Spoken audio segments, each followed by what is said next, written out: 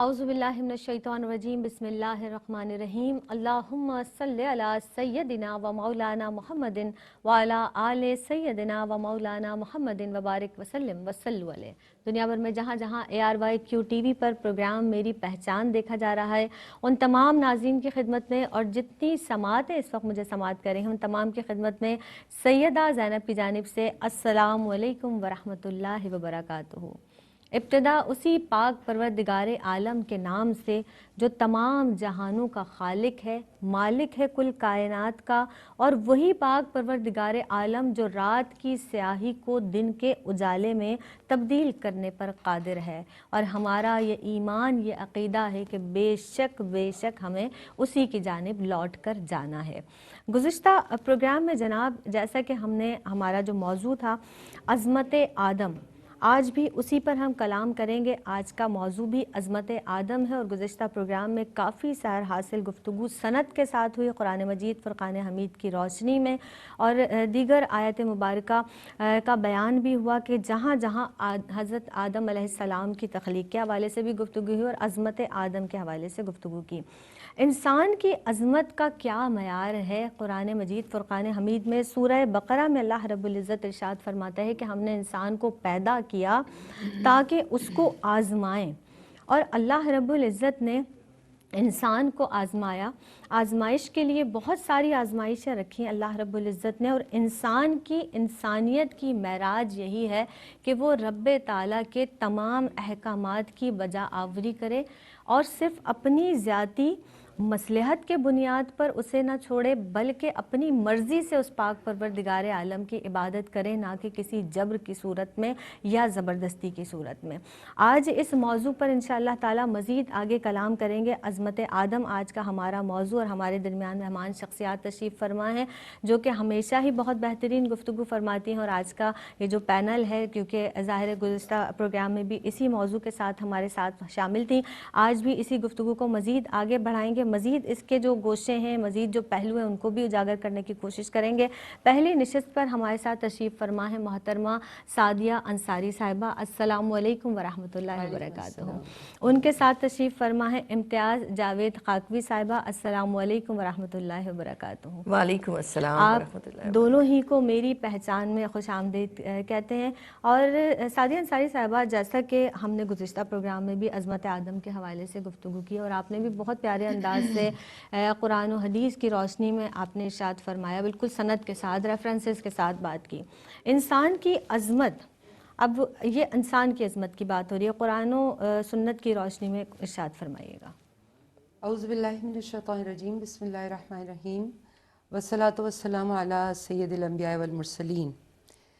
अल्लामा इक़बाल रहमतुल्लाह ताला अलैह ने क्या खूब कहा है कि न तू ज़मीं के लिए है न आसमां के लिए, जहाँ है तेरे लिए और तू नहीं जहाँ के लिए, जहाँ है तेरे लिए तू नहीं जहाँ के लिए। अल्लाह तबारक व तआला ने इंसान को बहुत अज़मतें और शर्फ बख्शा है। उसकी पहला जो पहलू है वो ये है कि अल्लाह तबारक व तआला ने जब इंसान को तख्लीक करने का इरादा फरमाया तो उसका ज़िक्र मलाइका के सामने किया, यानी ये पहला पहलू है उसकी अज़मत का। दूसरी उसकी अज़मत का पहलू ये है कि अल्लाह तबारक व तआला ने खलीफतुल्लाह फिल अर्द बनाया, यानी वो जो कि अल्लाह के कानून को, उसके कवानीन को, अहकामात को ज़मीन पर नाफिज करेगा। ये बहुत बड़ा शर्फ है। तीसरा अजीम शर्फ कि अल्लाह तबारक व तआला ने अपनी रूह फूंकी, ये अज़मत है इंसान की, बहुत अजीम अज़मत। बेशक। और चौथा सजदा ताज़ीमी जी, जो करवाया। तो ये चार पहलू हैं इंसान की अज़मत के। अल्लाह तबारक व तआला ने जो इरशाद फरमाया सूरह बनी इसराइल में आयत नंबर 70 में कि अल्लाह ने फरमाया कि हमने बनी आदम को इज़्ज़त बख्शी और बहरो बर में उनके लिए सवारी रखी और पाकीज़ा रोज़ी अता हमने उन्हें की, और बहुत सी मखलूक़ात पर हमने उसको फजीलत दी। ये अल्लाह तबारक व तआला ने जतलाया है। और फिर अल्लाह पाक एक जगह फरमाते हैं, या अय्युहल इंसान मा गर्रका बिरब्बिकल करीम, ए इंसान तुझे किस शय ने अपने रब से दूर कर दिया। तेरे तो चारों जानिब तेरी अज़मतें, तेरी शानें, तुझे तेरी ज़ात के अंदर, तेरे चारों अतराफ जो तेरे लिए सजाई गई कायनात के बहरों में تیرے لیے سواریاں رکھی، رزق و روزی کی بہتات رکھی اور قسم قسم کی. یہ سبحان اللہ اللہ کی شان ہے. پھر فرماتا ہے سورہ بلد میں اللہ تبارک و تعالیٰ الم نجعل لہ عینین، کیا تمہیں ہم نے دو آنکھیں نہیں دی، ولسانم وشفتین، اور کیا تمہیں زبان نہیں دی اور دو ہونٹ نہیں دیے، اور کیا ہم نے تمہیں راستے نہیں دکھائے. اب تمہارے لیے یہ بہت اہم ہے سمجھنے کا کہ ساری اللہ تبارک و تعالیٰ یہ نعمتیں ہمیں گنواتا ہے اور پھر کہتا ہے تمہیں فری ول دی ہے، تمہیں اختیار دیا ہے، تمہیں ارادہ دیا ہے، اب تمہیں اپنا راستہ خود چننا ہے. بے شک یہ ہدیناہ لنجدین میں انسان کے اوپر بہت بھاری ذمہ داری ڈالی گئی ہے کہ وہ اپنی فری ول جو اس کو جو اختیار اور ارادہ دیا ہے اب اس کو اپنا راستہ خود چننا ہے، تو تاکہ وہ ان عظمتوں اور اس شرف کی طرف پہنچ سکے. پھر سورہ اعراف کی 172 آیت میں اللہ پاک فرماتے ہیں عہد الست یاد دلاتے ہوئے کہ جب تمہیں آدم کی پشت سے جب اولاد آدم کو پیدا کیا گیا اور ان سے انہی کے متعلق اللہ تبارک و تعالیٰ نے عہد اور اقرار لیا اور پوچھا کہ کیا میں تمہارا رب نہیں ہوں الستو بربکم، اور سب نے جواب دیا قالوا بلا شہیدنا کہ بے شک آپ ہمارے رب ہیں. تو اللہ کے حضور میں ان ارواح نے جو جواب دیا تم اس طرف غور نہیں کرتے، اس عہد کی طرف. تمہاری روح جس کو تم نے آج اس قدر نچلے درجے پہ رکھا ہوا ہے اس کو کوئی اہمیت نہیں دیتے. ہاں جسم کے لیے بہت، دنیا کے لیے بہت تم لگے رہتے ہو، روح پر کوئی تمہارا فکر ہی نہیں ہے، خیال ہی نہیں ہے. یہ روح تھی جس نے عہد کیا تھا اللہ سے، اس روح کی آنکھیں تھیں تو اس نے اللہ کو پہچانا اور دیدار کیا، اس کی سماعت تھی تو اس نے سنا اللہ کو، اس کی زبان تھی تو اس نے جواب دیا بلا شہیدنا. یہ بہت بڑا اعزاز ہے. اور کیا تم اس پر غور نہیں کرتے کہ نفخت فیہ من روحی، اللہ نے پھونکی ہے. ایک لمحے پھونک کے دیکھو کسی چیز پر، تمہیں اندر کی ساری گہرائیوں سے وہ پھونک نکالنی ہوگی. جب تمہیں پھونکنا ہے تو اللہ نے جو یہ لفظ استعمال کیا ہے پھونکنے کا، تو غور کرو کہ اللہ کی وہ کس قدر شدت تھی محبت کی جس سے یہ پھونکنے میں آئی ہے، اس کی شدت محبت کہ اس نے روح پھونکی ہے تمہارے اندر اپنے نور کا چراغ جلایا، وہ تو روح سے پاک ہے. تو اس عہد کو یاد کرو، اس وقت کو یاد کرو جب تم نے اللہ کو دیکھا، اور تو روح پر توجہ دو اپنی. اس روح کو موت نہیں آنی ہے، تمہارا جسد خاک میں مل جانا ہے، روح میں کو موت نہیں ہے. تو یہ روح جو ہے یہ تمہاری عظمت کا نشان ہے جس کے اوپر تمہیں کلی طور پر توجہ دینی ہے. حضور پرنور علیہ السلام کی ایک حدیث مبارکہ ہے جس میں آپ نے فرمایا، جو میں مختصر کر کے بتا رہی ہوں، کہ اللہ تبارک و تعالیٰ نے انسان کو جب عقل کو تخلیق فرمایا انسان کی، تو فرمایا کہ میں نے تجھ سے زیادہ اکرام والی چیز اور کوئی تخلیق نہیں کی ہے. میں تیرے ہی سبب سے عذاب دوں گا اور تیرے ہی سبب سے ثواب دوں گا. یہ جو ہے نا، اور اسی لیے آپ دیکھیے کہ قرآن پاک میں اللہ پاک جب بیان فرما رہے ہیں تو کہہ رہے ہیں افلا تعقلون، کیا تمہارے پاس عقل نہیں ہے جو تم استعمال نہیں کرتے؟ تو یہ عقل اور شعور اللہ کی خلاقی کا نقطۂ عروج جو ہے وہ انسان ہے. یہ ہم جانیں، یہ اس کی عظمت ہے جس کی پہلی تخلیق عالم ارواح میں ہوئی. یہ ہم اپنے اندر رکھیں. اس وقت ہم بہوش و حواس، شعور اور عقل کے ساتھ تھے جب یہ عہد لیا گیا. تو پھر روح کا وصف کیا ہوا؟ صحیح. شعور، عقل، سمجھ، سب یہ روح کے اوصاف کے اندر آتی ہیں یہ چیزیں.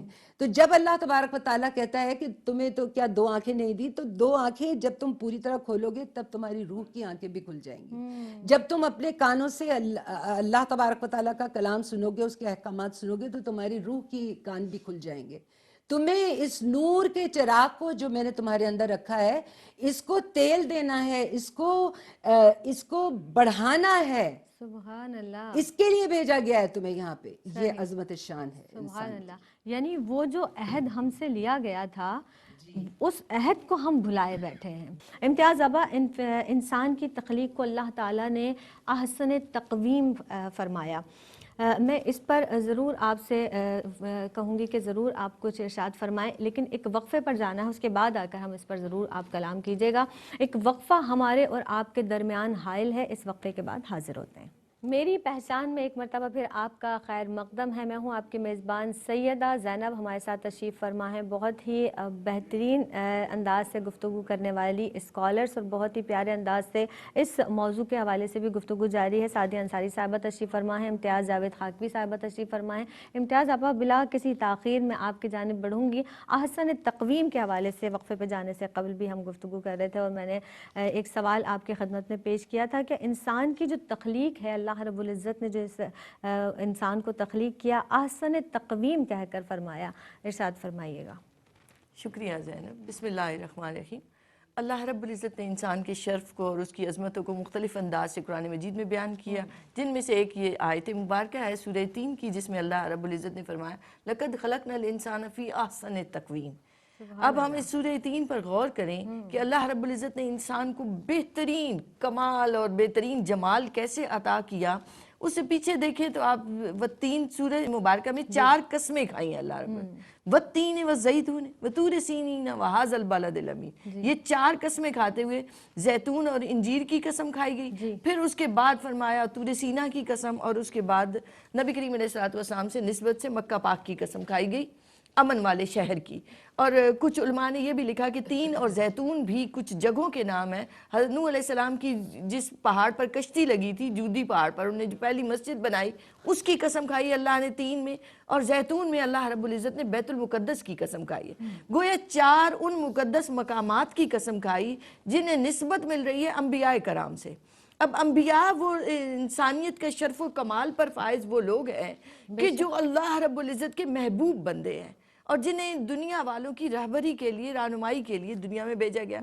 اب ان 4 کی قسمیں کھانے کے بعد مقامات مقدسہ کی پھر فرمایا اب کہ قسمیں کھانے کے بعد بڑی اہم بات ہے, بڑی خاص بات ہے, اتنی قسمیں کھائی جا رہی ہیں اور قرآن مجید میں کلام الہی میں پھر کہا انسان کو ہم نے سب سے بہترین صورت پر بنایا, بہترین خوبصورت. اور آپ دیکھیں احسن کا مادہ ہی حسن سے ہے. حسن کیسا کہ وہ جمال جو تمہارے صورت ظاہری میں بھی ہے, صورت معنوی میں بھی ہے. ظاہراً بھی تمہیں حسن و جمال, اور وہ کہتے ہیں علماء کہتے ہیں کہ غور کریں اس کے نین نقش پہ, تو اللہ نے وہ جو فرمایا نا واللہ الخالق البارئ المصور, یہ تینوں چیزیں انسان کی طرف جاتی ہیں کہ انسان کو تخلیق کیا اللہ نے, اس کو بنایا اور بطور مصور اس کی تصویر بنائی. ایک حدیث مبارکہ کا مفہوم ہے کہ چہروں کو اللہ خود بناتا ہے اپنے ہاتھوں سے. سبحان اللہ. تو وہ جو بارئ و مصور بھی ہے نا, تو اس نے اس کو سب سے خوبصورت بنایا. جب بنانے والا وہ خود خالق ہو اور تصویر بنانے والا اور آسن تک, تو انسان کے حسن و جمال کا کیا ہی کمال ہوگا. اور اس کو مانوی بھی عطا کیا. پھر آپ دیکھیں تو اس کا بالمقابل ہم دوسری مخلوقات کو دیکھتے ہیں. زمین سے اناج ملتا ہے, ہر جانور ہے نا اسے زمین پہ سر جھکانا پڑتا ہے اس اناج کو کھانے کے لیے, اس اناج کو لینے کے لیے.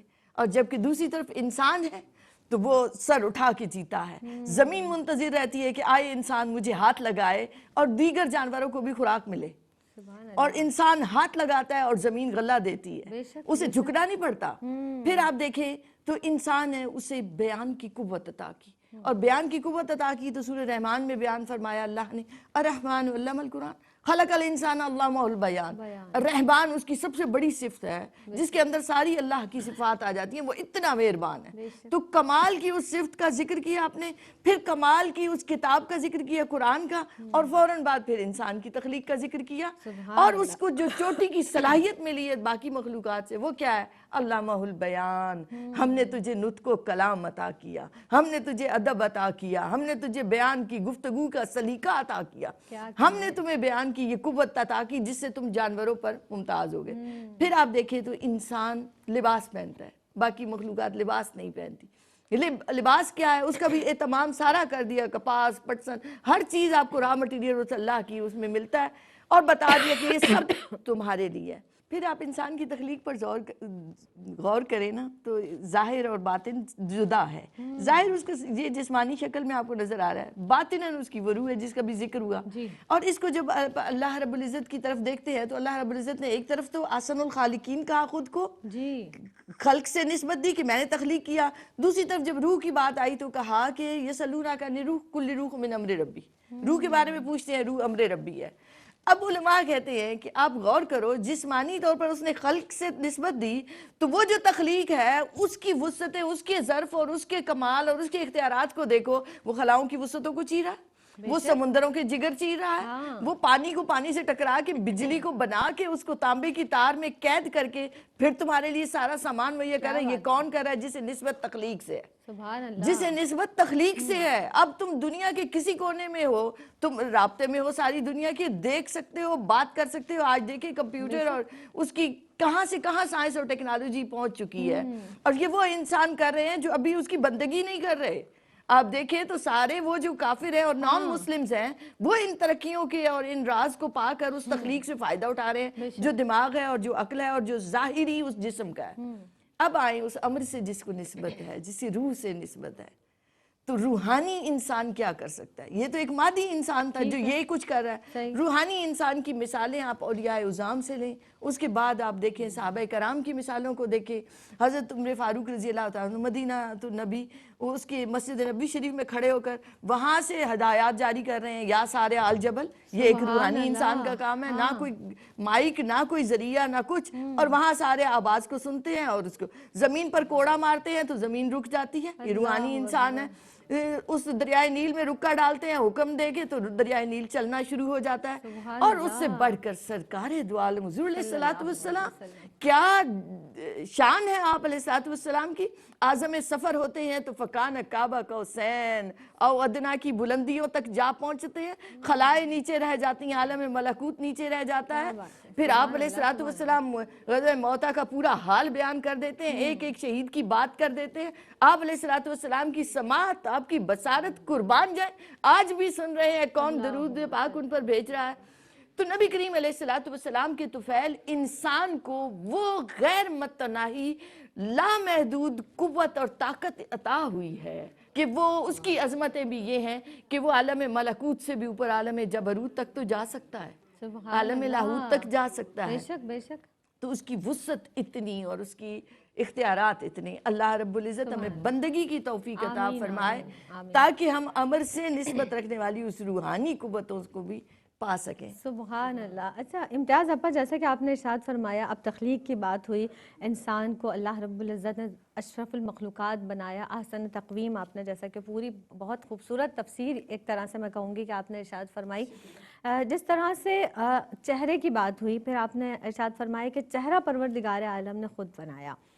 اب اس چہرے پر اسی لیے مارنے پر بھی منع کیا کہ بچوں کے یا کسی کے چہرے پر نہ مارو۔ وہ چہرہ جس پر ہم کیونکہ اس پر بڑا ناز کرتے ہیں، سب سے زیادہ ہم سجاتے ہیں، سنوارتے ہیں اس چہرے کو، اس چہرے کو کے ساتھ ہم اللہ رب العزت کے آگے سر بسجود ہوتے ہیں، اللہ کی تعریف اور توصیف بیان کرتے ہیں اور اللہ کے آگے سجدہ ریز ہو جاتے ہیں۔ اب سوال یہ ہے کہ انسان کی تخلیق کا مقصد کیا ہے؟ کیونکہ ملائکہ موجود ہیں، فرشتے موجود ہیں، بے شمار فرشتے ملائکہ موجود ہیں اللہ رب العزت کی عبادات کے لیے، تو کیا انسان کی تخلیق کا مقصد ہے کیا دراصل؟ ارشاد فرمائیے گا۔ اللہ رب العزت نے خود قرآن مجید فرقان حمید میں ارشاد فرما دیا ہے سورہ زاریات میں۔ ویسے تو ہر آیت اور ہر صورت ہی بہت زیادہ اہم ہے سمجھنے کی، کیونکہ دیکھیے جہاں آپ ایک آیت کو پکڑتے ہیں وہاں اس کی پچھلی سے بھی اور اگلی سے بھی آپ کا ربط ایک نظر آتا ہے جو آپ کو خود ڈھونڈنا ہے اور سمجھنا ہے۔ صحیح۔ اس میں اللہ تبارک و تعالیٰ نے جب فرمایا کہ وَمَا خَلَقْتُ الْجِنَّ وَالْإِنسَ إِلَّا لِيَعْبُدُونَ، جی، تو اللہ تبارک و تعالیٰ نے یہ ارشاد فرمایا کہ جنات اور انسان تمام جو ہیں وہ عبادت کے لیے پیدا کیے گئے ہیں۔ عبادت، اطاعت، بندگی، یہ ہے عبادت کے اگر لغوی معنی دیکھیں تو اس میں ہے عاجزی اور خضوع کرنا، یہ ہے عبادت۔ ہم نے عبادت سمجھ لیا 5 وقت کی نماز اور 1 مہینے کے روزے اور 10 دن کے اعتکاف کو، یہ یہاں محدود نہیں ہوتی۔ وہ جو 5 دن کی نماز اور 10 دن کے اعتکاف اور جو روزے ہیں، یہ بڑی عبادتوں کی تیاری کے لیے ہیں تمام ارکان اسلام۔ ہم نے صرف کلی طور پر اس کو عبادت سمجھتے ہوئے اپنے آپ کو عابد و زاہد سمجھ لیا، لیکن دراصل انسان کی تخلیق کا مقصد اس کو خود ڈھونڈنا ہے، اور یہ جان لے کہ وہ جس مقصد کے لیے پیدا کیا گیا ہے کوئی بھی اس سے سرتابی نہیں کر سکتا، یہاں تک کہ وہ خود اپنی تخلیق کے مقصد سے خارج نہیں ہو سکتا، چاہے وہ کافر ہو چاہے وہ مسلمان ہو۔ اس پر ایک ذمہ داری ہے جو اس کو ادا کرنی ہے. حضور پنور علیہ الصلوۃ والسلام نے فرمایا ہر ایک کے لیے وہ کام آسان کر دیا جاتا ہے کہ جس کے لیے اللہ تبارک و تعالیٰ نے اس کو پیدا کیا ہے. تو ہر شخص کو ادائے عبادت کی صلاحیت اللہ تبارک و تعالیٰ نے نصیب فرمائی ہے اور استطاعت عطا کی ہے. سورہ زاریات ہی میں ہم آگے بڑھتے ہیں, اس آیت سے آگے بڑھیں تو ہمیں نظر آتا ہے 49 میں کہ ہم نے ہر چیز جوڑا جوڑا پیدا کی ہے. 49 آیت میں اللہ پاک فرماتا ہے تاکہ ان سے تم توحید کو سمجھو, اللہ کی وحدانیت کو سمجھو, اللہ کے ہونے کو سمجھو. یعنی اس کی دعوت اللہ تبارک و تعالیٰ برابر جب عظمتوں کا ذکر کرتا ہے, شرف کا ذکر کرتا ہے, افضلیت کا ذکر کرتا ہے اور تخلیق کا ذکر کرتا ہے تو بار بار انسان کو اپنی طرف بلا رہا ہے تاکہ تم توحید کو سمجھو. اور آگے پھر کیا ارشاد فرمایا اللہ تبارک و تعالیٰ نے, فَفِرُّوا إِلَى اللَّهِ, اور اللہ کی طرف دوڑ لگاؤ, اللہ کی طرف سبقت لے جانے کے لیے نکل کھڑے ہو, اس کے راستے پر نکل کھڑے ہو, اس کی طرف تم دوڑ لگاؤ. اور پھر اللہ نے فرمایا کہ اللہ کے ساتھ کسی کو اور کو معبود نہ اپنا قرار دو. تو اگر ہم ان تینوں آیتوں کو ملائیں تو ہم جانیں گے کہ یہ جو توحید کو ہمیں سمجھنا ہے, جو جوڑے جوڑے اللہ نے بنائے ہیں, یہ کیا ہے.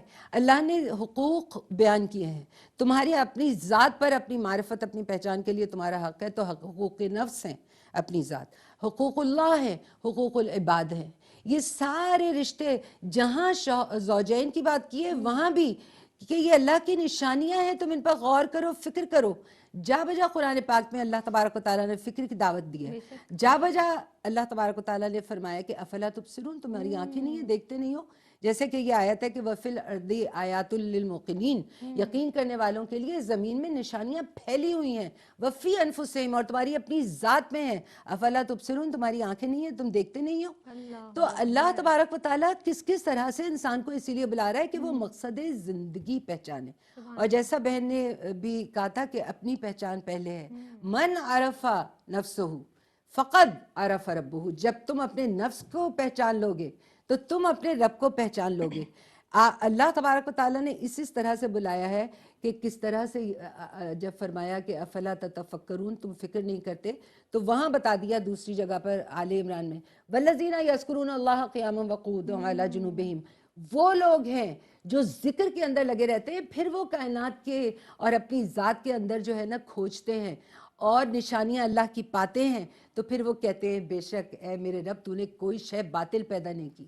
تو ہم اپنے مقصد کو پہچاننے کے لیے یہ جانے کہ لقد خلقنا الانسان فی کبد, یہ تو ہم نے سن لیا لقد خلقنا الانسان فی احسن تقویم, لقد خلقنا الانسان فی کبد, انسان مشقت میں پیدا ہوا ہے. پھر دوسری جگہ ان الانسان لفی خسر, اللہ قسم کھا کے کہہ رہا ہے کہ انسان خسارے میں ہے. اس سے ہماری سمجھ میں بات آتی ہے کہ ہمیں ایمان لا کر عمل صالح کر کے اللہ سے تجارت کرنی ہے. رشتوں کے بارے میں جب اللہ فکر کے اور نشانیوں کا ذکر کر رہا ہے تو ہمیں جاننا ہے کہ حقوق العباد ہمیں سارے یہ جو رشتے ہیں یہ سیڑھیاں ہیں اللہ کی معرفت کی, ان کو نبھاؤ گے.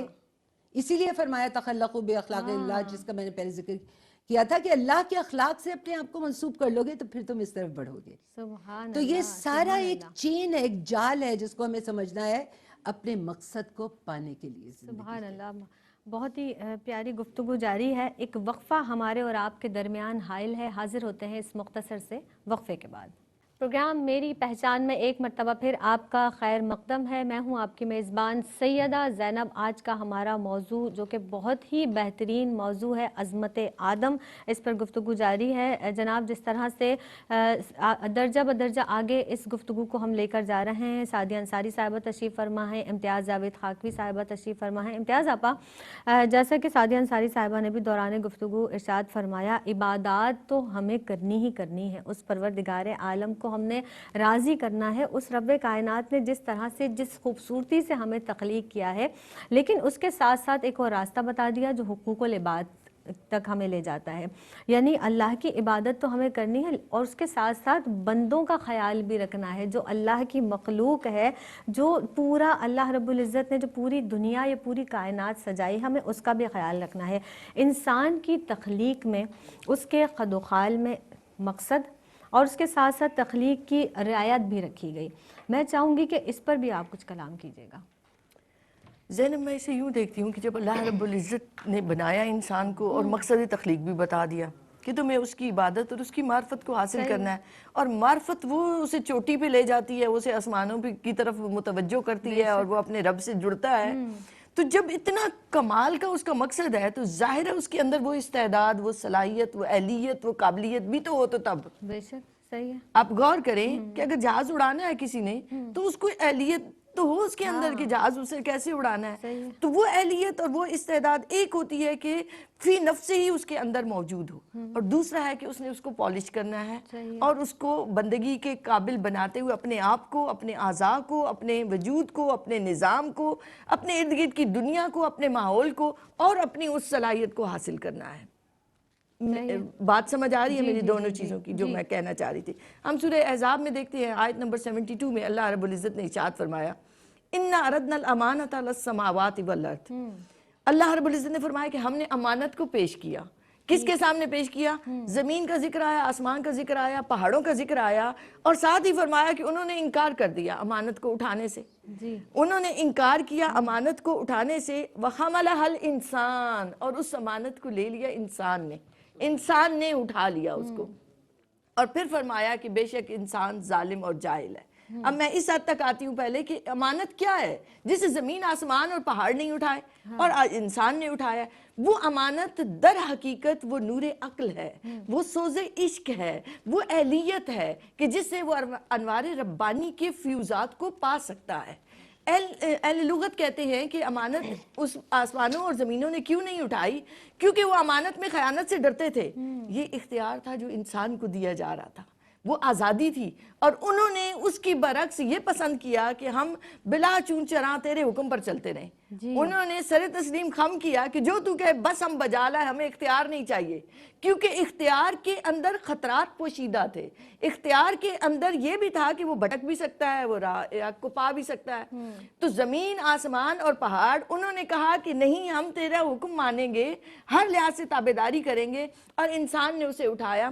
حضرت جنید بغدادی رحمۃ اللہ علیہ لکھتے ہیں، آپ فرماتے ہیں کہ حضرت آدم علیہ السلام کے سامنے جب اس امانت کو پیش کیا گیا تو حضرت آدم علیہ السلام کی نگاہ امانت پر نہیں، امانت دینے والے پر تھی. سبحان اللہ. انہوں نے امانت کے اس بارے گراں کو محسوس ہی نہ کیا کہ دینے والا جو دے رہا ہے وہ میرا رب، وہ میرا خالق، وہ میرا مصور، وہ میرا معبود، وہ میرا محبوب. تو انہوں نے امانت کو بصد خوشی اٹھایا. تو اللہ خوش ہوا اور اللہ نے کہا کہ میں تجھے وہ اہلیت بھی دوں گا، وہ استعداد اور وہ قابلیت بھی دوں گا کہ تم اس امانت کو سنبھال سکے. اور پھر علامہ پانی پتی رحمۃ اللہ علیہ لکھتے ہیں کہ اس سے مراد وہ نار عشق ہے جو اللہ اور بندے کے درمیان حجابات کو جلا ڈالتی ہے، اور پھر بندہ معرفت الہیہ تک جا پہنچتا ہے. اس نار عشق کو معمولی نہ سمجھو، حجابات کو جلانے والی، ان کثافتوں کو ختم کرنے والی، اور انسان کو وہ لطافت عطا کرنے والی کہ جس سے وہ رب کی معرفت کو پا سکے اور رب کے قرب کو پا سکے، وہ کوئی معمولی چیز نہیں ہے. اس لیے انسان نے اسے اٹھایا اور انسان کو اس کی اہلیت دی گئی. پھر جو یہ ظالم اور جاہل کا کہا گیا، علماء کہتے ہیں کہ اس سے مراد کافر لوگ ہیں، منافق لوگ ہیں، نافرمان لوگ ہیں جو ظالم اور جاہل ٹھہرے، جنہوں نے اس محسوس ہی نہ کیا اس شرف کو اور اس کی عظمتوں کو. تو اہلیت اور استعداد تو ان کے اندر بھی تھی، مگر انہوں نے اس اہلیت کو استعمال نہ کیا. استعمال کیا تو ان میں سب سے پہلے مقرب طبقہ آتا ہے انبیاء کا، پھر اس کے بعد دیکھیں صدیقین اور صالحین کا، اور اللہ رب العزت نے راستہ بھی بتایا. آپ دیکھیں سورہ بقرہ میں ہدی للمتقین کے فوراً بعد فرمایا وہ ساری چیزیں کہ یہ تمہارے معیار ہے، پرکھ ہے تمہاری، اس پر تم اگر پورا اترتے ہو. الذین یؤمنون بالغیب ویقیمون الصلاۃ ومما رزقناہم ینفقون، جو کچھ ہم ہدایات دے رہے ہیں ان پر عمل کرو اور نماز بھی قائم کرو. اقامت کا حکم دیا تاکہ نظام قائم ہو. وہ جو آپ حقوق العباد کی بات کریں، وہ نظام صلاۃ قائم ہوتا ہے تو حقوق اللہ بھی ادا ہوتے ہیں، حقوق العباد بھی ادا ہوتے ہیں. اور اس کے اختتام پر وبالآخرۃ ہم یوقنون، تم نے اس یقین کو پا لیا. اب فرمایا اولئک علی ھدی من ربہم واولئک هم المفلحون، یہ ہے وہ لوگ جو ہدایت کی اعلیٰ ترین مسند پر بیٹھ گئے اور فلاح اور کامیابی کو پا لیا جنہوں نے. سبحان اللہ، سبحان اللہ. یہ تو ایک معرفت کی بات اور بہت ہی زیادہ بلند اور بالا بات. ہم نارملی بھی دنیا میں کہتے ہیں کہ پریکٹس پریکٹس پریکٹس اور پریکٹس میک اے پرفیکٹ.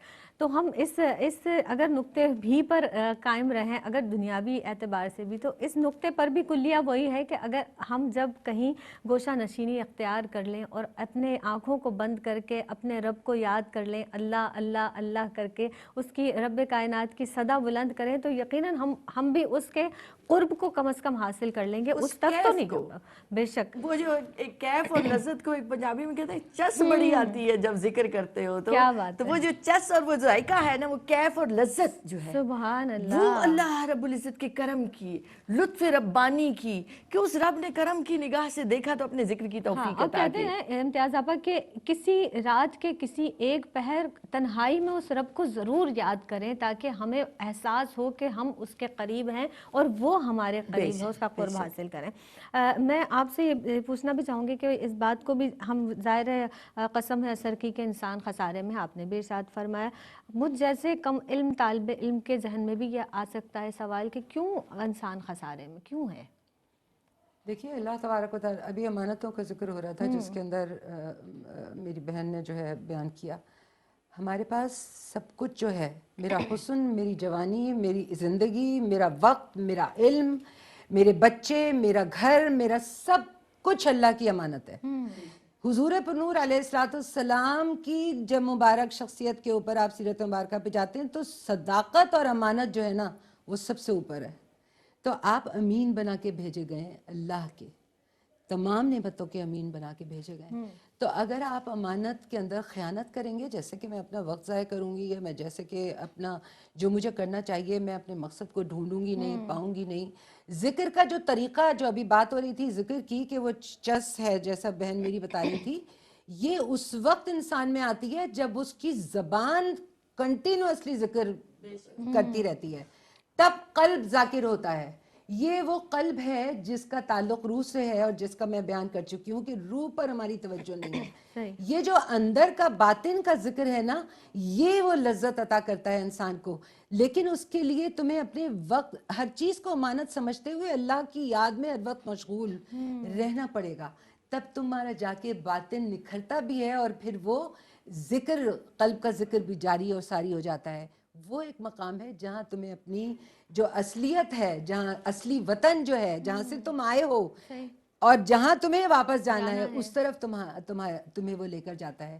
دیکھیے ایک حدیث مبارکہ میں کوئکلی بتا دوں کہ اپنے ناظرین کے لیے, کہ ابو ہریرہ رضی اللہ تعالیٰ عنہ روایت کرتے ہیں کہ 7 چیزوں کے آنے سے پہلے عمل کر لو, 7 چیزوں کے.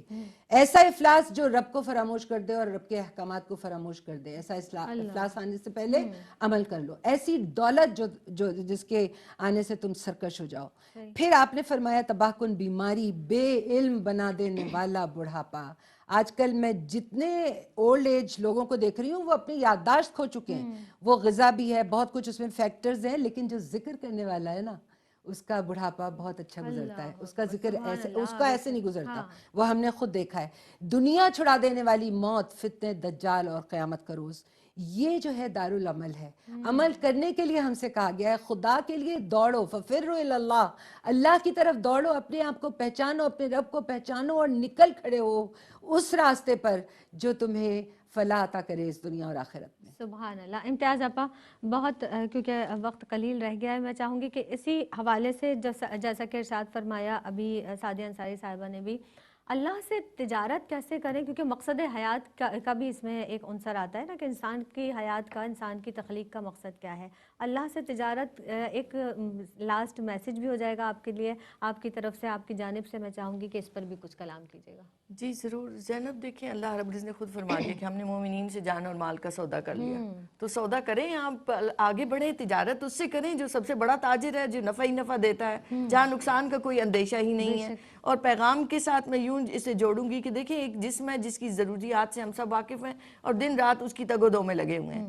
تو ایک روح کی ضروریات ہیں, ان کو بھی ہمیں پہچاننا ہے. توازن تبھی لاتا ہے, تبھی حسن لاتا ہے, تبھی انسان اپنے کمال کو جا پہنچتا ہے. اگر روح کی ضرورتوں کا بھی خیال رکھے. روح کی ضرورتیں کیا ہے؟ جسم کی ضرورت اگر خوراک ہے تو روح کی ضرورت بھوک ہے. کبھی فاقہ کیا کرو. تاکہ فاقہ کشوں کی بھی تمہیں اندازہ ہو تکلیف کا. سبحان اللہ. تو اگر جسم کی ضرورت سو جانا ہے تو روح کہتی ہے کبھی جاگو, کبھی اللہ کو یاد کرو, اللہ کے ذکر میں رہو. جس طرح جسم تفریحات مانگتا ہے اسی طرح روح کبھی خلوت مانگتی ہے, گوشہ نشینی مانگتی ہے. تو ان چیزوں سے روح کو قوت ملتی ہے. روح طاقتور ہو جائے تو ابتدا ہوتی ہے خیر اور شر کی تمیز سے, اور اس سے اگلا سفر ہوتا ہے کہ شر سے انسان بچتا ہی نہیں, دوسروں کو بھی بچاتا چلا جاتا ہے. تو ہم تو اس ادنا جگہ پہ جا کے کھڑے ہو گئے ہیں جہاں خیر اور شر کی تمیز ہی نہیں رہی, ہمیں فرق ہی نہیں لگتا. ہم شر کرتے ہوئے ہم کہتے ہیں ہم تو خیر کر رہے ہیں, اور گردن اکڑی رہتی ہے.